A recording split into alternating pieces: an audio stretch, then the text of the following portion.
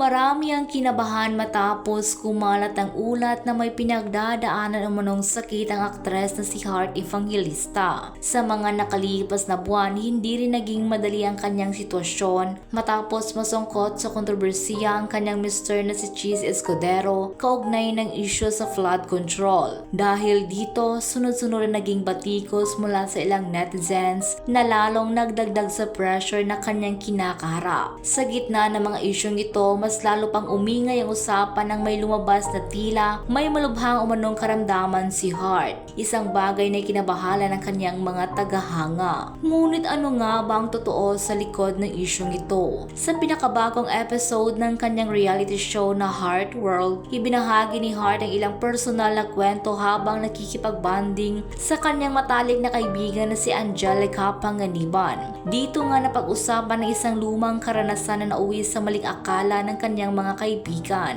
Ayon kay Angelica, minsan daw ay nakala nilang may malubhang sakit si Heart. Sobra umano silang umiyak ni Camille Prats nang malaman na hindi na magtatagal si Heart.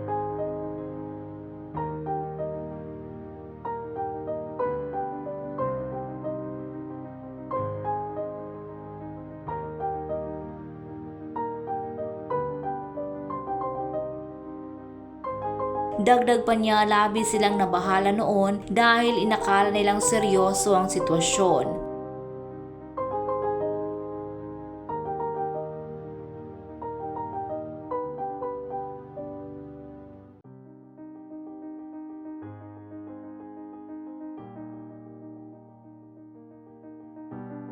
Agad namang nilinaw ni Heart ang totoong kwento sa likod ng pagkakaroon niya ng malubhang sakit. Ipinaliwanag nila na ang tinutukoy noon ay simpleng pocknut o alopecia, isang kondisyon kung saan nagkakaroon ng hair loss sa ilang bahagi ng anit. Iginiit ni Heart na kaya niya nasabi ito dahil nabanggit ito ng doktor na pwede maging cancer. Ngunit sa huli hindi naman seryoso ang pocknut niya. Samantala sa kabila ng mga batikos at kontrobersiyang kinakaharap ngayon ni Heart, patuloy pa rin siya sa pagtulong sa kapwa. Lingid kasi sa kaalaman ng marami, isa si Heart sa mga nagbibigay ng tulong sa komedyanteng si Ate Gay na may totoong cancer. Ayon kay Ate Gay, malaking bagay ang suporta ni Heart sa kanyang pang-araw-araw na pangangailangan. Dagdag pa niya, inalok din siya ni Heart na tulungan sa pagpapagamot sa ibang bansa.